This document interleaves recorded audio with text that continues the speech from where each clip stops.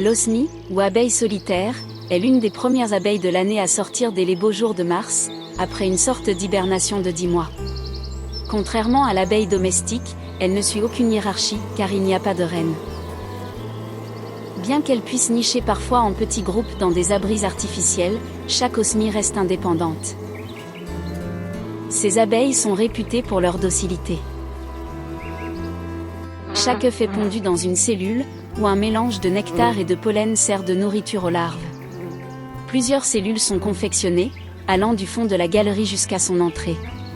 Chaque alvéole est fermée par une cloison d'argile, tandis que la dernière paroi, plus épaisse, protège l'entrée contre les prédateurs et les parasites. Les alvéoles les plus proches de l'entrée contiennent les mâles, qui se développent plus rapidement que les femelles, logés au fond du nid. Une fois l'œuf clos, la larve se nourrit du nectar et du pollen pendant 16 à 20 jours, puis elle se construit un cocon dans lequel elle se métamorphose en nymphe. Les mâles émergent en premier et attendent les femelles en effectuant un long vol stationnaire de surveillance.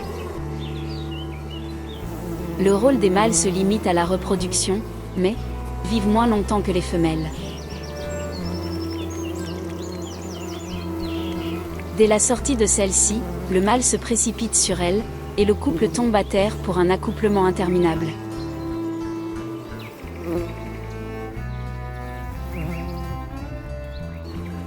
Malheureusement, il arrive parfois que des parasites envahissent le nid, recouvrant et détruisant les abeilles.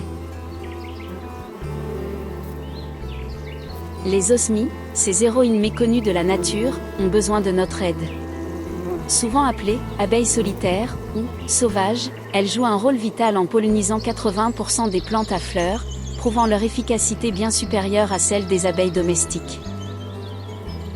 Plus résistantes aux intempéries et mieux adaptées à la pollinisation, une centaine d'osmies suffit à polliniser un hectare de pommiers, là où un millier d'abeilles domestiques seraient nécessaires pour accomplir le même travail.